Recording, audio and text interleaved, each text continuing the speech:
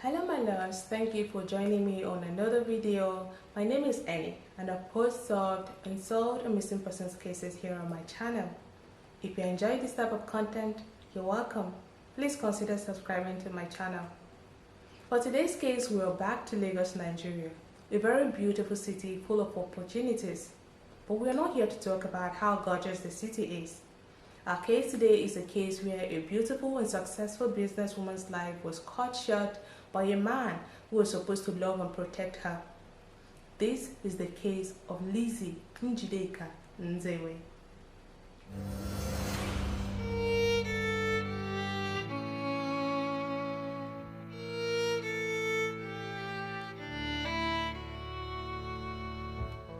Lizzy Njideka Nzewe was born in Anambra State, which is located in the southeastern part of the country. She was originally from Nnewi. Not very much information is out there when it comes to her childhood and upbringing, but from what I gathered, growing up was not as blissful as it should be. Mainly because when she was a teenager, Lizzy's parents passed away and life generally became extremely difficult. It came to a point Lizzy had to choose between furthering her education or learning a trade. Eventually, she made the decision to learn a trade. There was no one to pay for her school, but if she learned a trade and began to work, she could save up and later on return to school. Even though the times were tough on young Lizzy, her situation was like a push for her. She was so determined to change her situation from what it was and excel, even though life was dealing her a hard blow at that particular time. So she started an apprenticeship at Onitsha. She did that for a couple of years. Then after she had gained the knowledge she required for that particular business, she decided to start up her own business. But she didn't want to remain in the East, so she moved to the city of Lagos. Then she established her own shop at the popular Balogun market where she sold footwear and ladies' clothing. Eventually, she ventured into multi-level marketing, but this particular one had products to sell. It wasn't just one of these multi-level marketing where you have to sign up a certain number of people, then your downlines also need to sign up a certain number of people for you to get paid. Anyways, Lizzy began to sell GNLD products.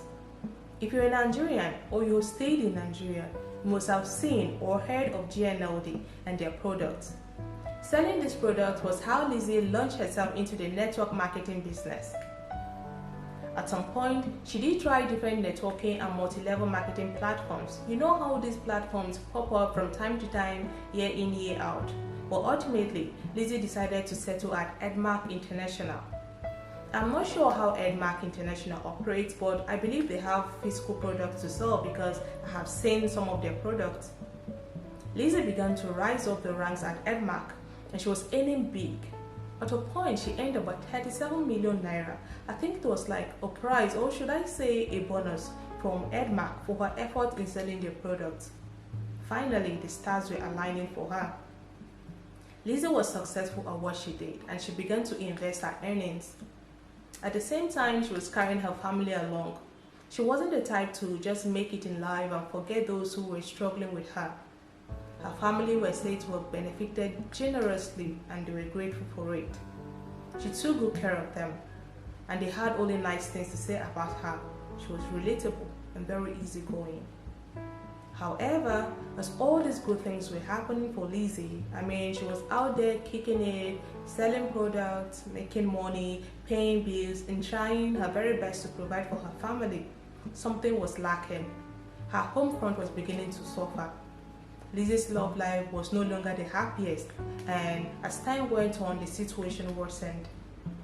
I had omitted this part of Lizzy's life, but we're still going to talk about it anyways. Lizzy was actually married with 4 kids. She had a set of twins and 2 boys. It's not clear what really happened to her marriage, but amongst other things, I think being away for business so much must have taken a toll on the marriage. Issues began to arise in the marriage, and at a point, the police were involved when there was an altercation because her then husband had allegedly impregnated their housekeeper. Eventually, Lizzy filed for divorce because the marriage was no longer working. She had custody of the kids, so she moved them into a house at Green Estate located at the Amuwo Dolphin area of Lagos. She was building a house at Satellite Town, so this move was meant to be temporary, pending when the Satellite Town home would be completed. Now, Lizzy is 39 years old, a single mother of 4, separated from her husband and a successful businesswoman. This is where things began to take a turn. At the height of her success, she traveled to Ghana on a business trip where she met a Nigerian man called Ennie Williams Mojeku. It's not clear exactly when they met because Lizzy's family insists that she met Kelechi in 2014, and according to them, Lizzy and Kelechi's relationship was strictly business. However, Kelechi himself says that he and Lizzy met way back 3 years earlier in 2011. Anyways, whichever one it was, Kelechi and Lizzy met in Ghana. The story was that there was an event which both of them attended at Hotel de Horse, Katamanto. Kelechi notices Lizzy speaking Igbo to another person and walks up to her to strike up a conversation. In the course of their conversation, they both realized they come from the same state in Nigeria. Both of them were from Anambra State. Fast forward to a couple of months later, the two met again, but this time in Nigeria. Kelechi had traveled from Ghana to Anambra to visit his mother. Somehow he again crossed paths with Lizzy. This time they exchanged phone numbers and they started talking. Eventually they became friends and became very fond of each other. So each time Lizzy had any reason to travel to Ghana, she would stay at Kelechi's apartment instead of lodging in a hotel. And Kelechi would do the same each time he visits Nigeria. He stayed at Lizzy's Amuwo Odofin house in Lagos. They began a romantic relationship even though Kelechi was younger than Lizzy. I think it was an 8 years age difference. It's not clear when their relationship turned romantic, but for a hot minute they were so into each other and they seemed happy. Lizzy's business was expanding, and saying that her boyfriend Kelechi had no tangible thing doing, she suggested he got involved in her business. Kelechi before now was job hopping. He sold shoes on the side, so she employed him to manage the Ghana and the entire West Coast branches of her business. So each time Kelechi came to Nigeria, he would bring in shoes for sale and return to Ghana with products and circulate these products through the West Coast. Everything was working out fine. The arrangement was okay. Kelechi was well taken care of by Lizzy. He would come and go from her private residence at will without questions. Everyone around her green estate home knew Kelechi very well. Lizzy went to the extent of opening a shop for him at Festa, where he sold the shoes he brought in from Ghana. Several months into the relationship, Kelechi got a driver's license and an international passport. But the weird thing was that instead of using his own surname, he used Lizzy's surname. According to him, it was Lizzy's idea to have these documents bear her surname. In fact, Lizzy had helped him get these documents allegedly. Listen, I don't know if that was true that she helped him with this, or if Lizzy even was aware that Kelechi had documents that stated that the surnames were the same when they were not married.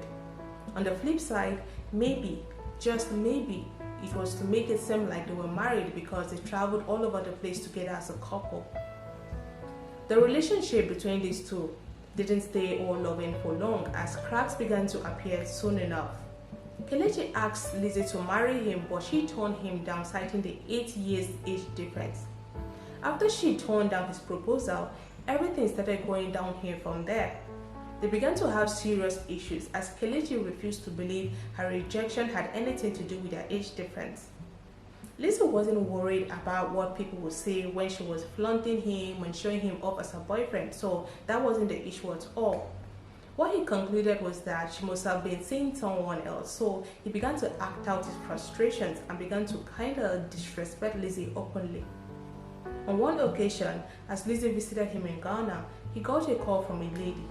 He didn't care if Lizzy was listening to their conversation or not. Lizzy felt disrespected. She was so furious she reached for the phone and sent it flying into the wall, smashing it into pieces. Seems their relationship was on the rocks, but they somehow made up.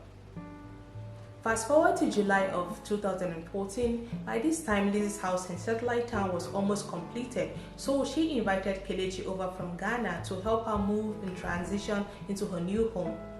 Her plan was that after she had completed moving houses, she would then take her kids for summer holidays by July the 24th to the USA, while Kelechi would then return to Ghana with products as usual.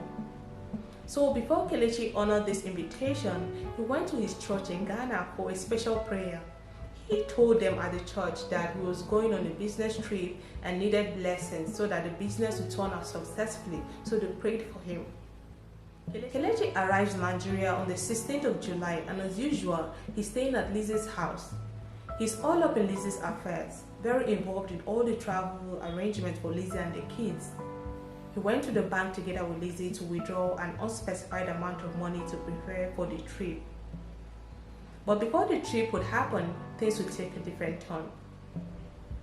On the 19th of July, Kelechi had lots of errands to run for Lizzy. So, with the preparation for the summer holidays and supervising the finishing touches to the new house, Kelechi was kind of tired from going to and fro.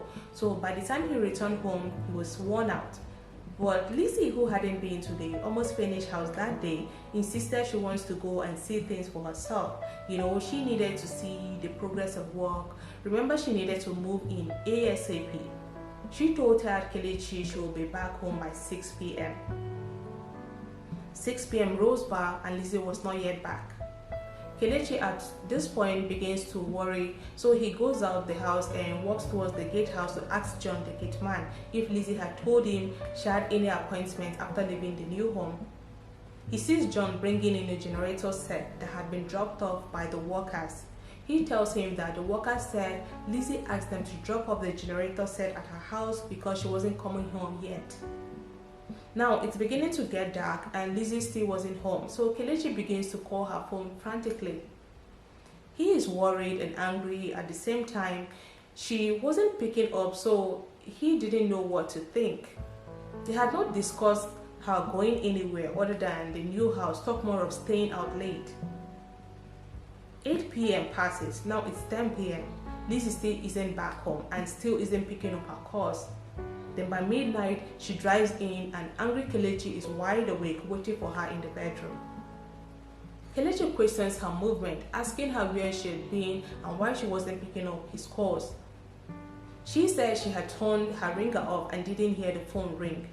According to Kelechi, he knew for a fact that that was a lie. One, because she never turns her ringer off. Then secondly, she reeked of alcohol. That meant she must have been out drinking with someone whom he thinks is a man. To prove she was lying, he dials her number right there and the phone rang out loud. So they had an argument about it. There was a back and forth over her refusing to answer his calls on purpose because she had been hanging out with another man. Lizzy goes ahead to undress and go into the bathroom to take a shower. Then her cell phone, which she left on the dresser, began to ring. Seeing that she was in the bathroom, Kelechi quickly answers the call. The caller, thinking it was Lizzy on the other end, says, "Baby, are you home yet? I just wanted to check if you got home safely." Immediately, Kelechi gets infuriated as his worst fears were confirmed. Lizzy indeed had been with another man. While he was still on the phone, Lizzy, who had had her phone ring from the bathroom, rushed out to get it, only to see Kelechi with the phone to his ears. She was tying just wrapper on her chest when she came running out, so she demands for her phone and asked him who gave him the audacity to answer her calls. Kelechi was already boiling with anger, and he smashed the phone on the floor. Lizzy threatens to throw Kelechi out of her house, and Kelechi insisted he would leave only after she pays him the sum of 300,000 naira she owed him. According to him, Lizzy slaps him hard across the face and he attacks Lizzy without warning. She wasn't expecting to get physically attacked, so she wasn't prepared for that. But she had to do something to defend herself, so she grabbed Kelechi's manhood and began to drag it. During the scuffle, her loosely tied wrapper falls off and Kelechi grabs it and wraps it around her neck and continues to tighten it until Lizzy drops to the floor motionless. Soon as he realizes she was no longer breathing, he quickly relocated her 4-year-old son, who had been sleeping peacefully on Lizzy's bed through all of the noise and fight. Listen, I am glad that boy didn't wake up at any point to see all of what went down. I'm sure the memory would have stuck with him and caused him a great deal of damage mentally. Anyways, Kelechi moves the boy to the kids' room, then he packs his bag, Lizzy's 3 mobile phones including the one he has smashed. He took the money that had been withdrawn from the bank for the kids' holidays. I'm not sure how much it was. What I could find online was conflicting, so let's just say he took some money. Then he took her ATM card and some valuables including the keys to her Range Rover and dashes out of the house. Everything that had happened up until now may seem like a crime of passion, right? But when he begins to grab all of these items, it makes one to wonder if this had been premeditated all along. Kelechi locks Lizzy's body in her bedroom and dashes out of the flat. He wakes up John, the gateman. John was sleeping through all of this, so he didn't know what had happened to his employer. Kelechi tells John that Lizzy needed him to withdraw some cash for her from the ATM. The excuse was they wanted to go clubbing. Now this wasn't unusual for John because he had on numerous occasions gone to the ATM to get money with Kelechi at Lizzy's request at all hours. He, John, knew Lizzy's PIN. They both head to a nearby ATM. Kelechi this time gets the PIN from John and withdraws the sum of 100,000 naira from Lizzy's account, unlike in previous times when John would be the one to do the withdrawal. I guess he needed the PIN for later use, that's why he demanded for the PIN from John. Still, John didn't suspect anything. They head back and he drops John at the gate of the house. This was now about 2 a.m. He tells John Lizzy said she was no longer going to the club because she needed to catch some sleep and he needs to go pick up a friend to go with him to the club, then find a mechanic to work on a car for Lizzy. John is tired and sleepy, so he just wants to go to his room and sleep. He does not think anything is off, so he goes in and he sleeps off.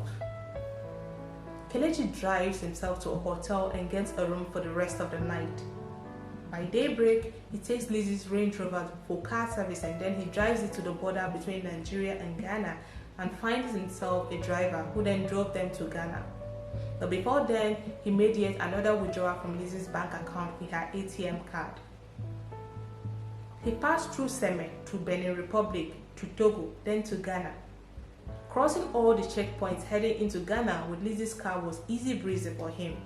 Remember, he had the passport and driver license that had same surnames as Lizzy. It made it easy since all the vehicle documents were in Lizzy's name. Security operatives just assumed the vehicle belonged to his wife, so there was no need checking if the vehicle was stolen or not. Meanwhile, at Green Estate in Lizzy's house, it's daybreak, and John, her gateman, waited to see his employer come out of the house and go about her daily activities as usual. But Lizzy didn't come out that day. As the day progressed, something didn't add up to John. It was unlike Lizzy not to step out of the house at all. She was an early riser and Kelechi, her boyfriend, had not returned from his midnight errand, so John calls Kelechi on his cell. Kelechi picks up and says he was on his way coming to the house. John didn't know he was actually on his way to Ghana at that time. Out of curiosity, John calls one of Lizzy's sons and asks if she was awake. The little boy says his mother was still asleep because her door was locked. When the housemaid says she hadn't seen Lizzy all morning as well, John curiously took a ladder from the neighbor and looked through Lizzy's bedroom window just to be sure all was well with her, only for him to see more than what he bargained for. He saw her laying on the floor without clothes, foaming from her mouth. Alarmed, he ran up to get his phone and called Lizzy's brother. I think his name was Christian. Christian arrives at the scene within minutes. He used the same ladder John had used to check through Lizzy's bedroom window. After confirming what John had told him, he contacted the police who came, broke down the door and moved Lizzy's body to the morgue. Investigations began immediately and it wasn't difficult to figure out who the perpetrator was, as John had given the authorities the full account of Kelechi's movement in the early hours of the morning. The police immediately began to look for him everywhere, bearing it in mind he might no longer be in the country as he originally resides in Ghana. Meanwhile, Kelechi had gotten to Ghana. He immediately begins to show up Lizzy's Range Rover to his friends as his. He told them one of his older lovers in Nigeria had gifted him the vehicle for getting her pregnant. They celebrated his new car with him.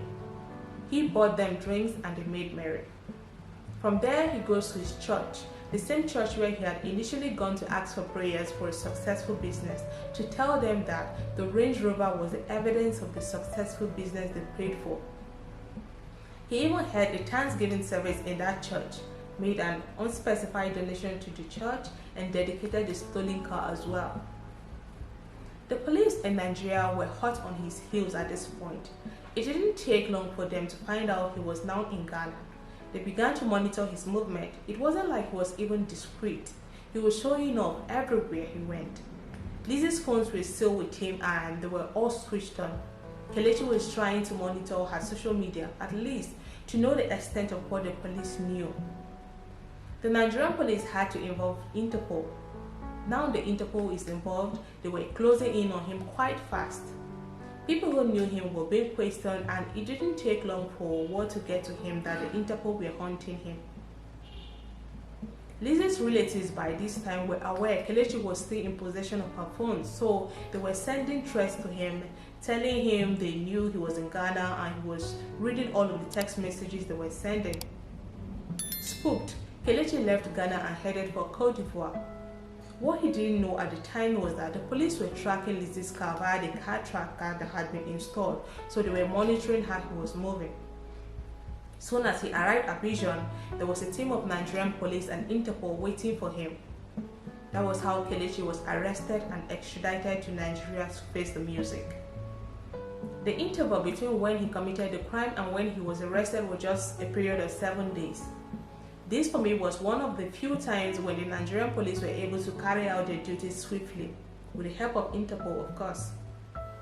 Kelechi did confess to the crime, but he said the entire situation was not premeditated. He claimed to love Lizzy and had wanted to marry her. We already know Lizzy turned down his proposal. But then, how do you hurt someone you claim to love? Kelechi's actions leading up to his arrest wasn't that of someone who had done something in the spur of the moment and regretted it immediately. It was more of someone who had a criminal mind and had premeditated and calculated his actions. Kelechi's very distorted past was brought to light after he was arrested. We will get into the full details of all of this shortly. In the course of the investigations, it was discovered that Kelechi had a very pregnant girlfriend in Abidjan. Guess that was why he chose to flee to that place, so that he would be able to lay low, but unfortunately he was caught. So this is the part where I tell you about Kelechi's faulty background. Kelechi was born in 1983 in Idemili North local government of Anambra State. He was one of 8 children. He had a very troubled upbringing. He grew up to know his father as a terror in the community. His father was notorious in the village of Agma and the entire Umuaji.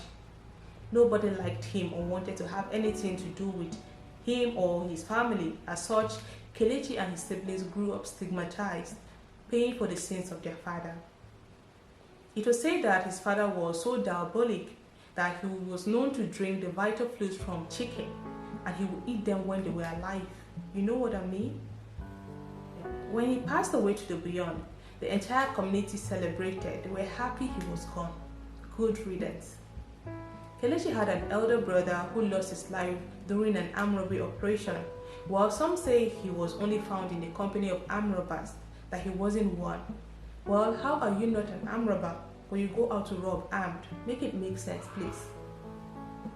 Kelechi had another brother who would again lost his life just 2 months prior to all of this, when he was shot by the police. According to them, he was part of a kidnapping gang who had wasted the life of his victim after they had been paid the ransom they requested for.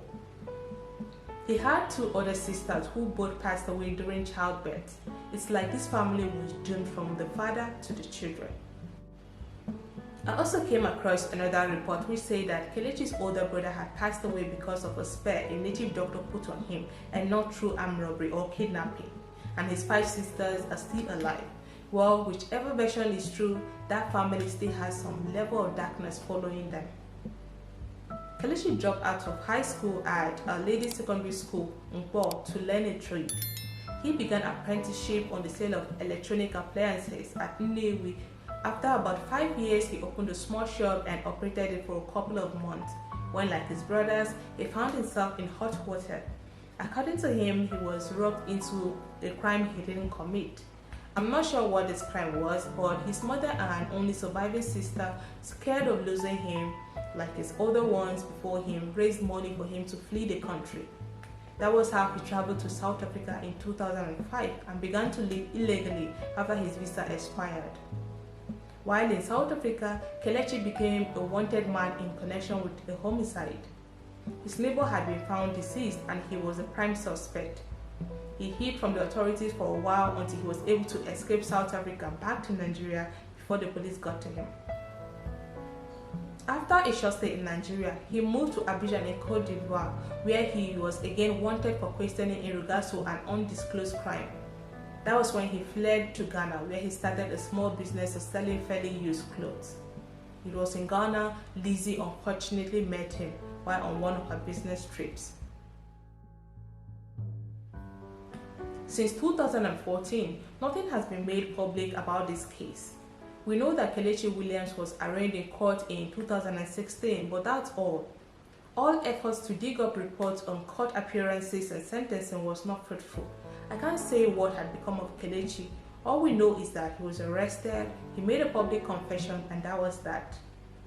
If you're watching this video and you know more about this case, please let us know in the comment section. At the end of the day, we all have to be careful with the men we let into our homes and around our kids. It could have been worse. What if Kelechi had assumed Lizzy's 4-year-old son saw something and decided to silence him as well? The days are bad. We should all be careful the types of friendships and relationships we get into. Let me know your thoughts concerning this case. If you have any case you would like to see me cover, send me a DM on my Instagram. Subscribe and give this video a thumbs up if this is your kind of content. Here is a playlist I think might interest you. Happy watching, and I'll see you next video.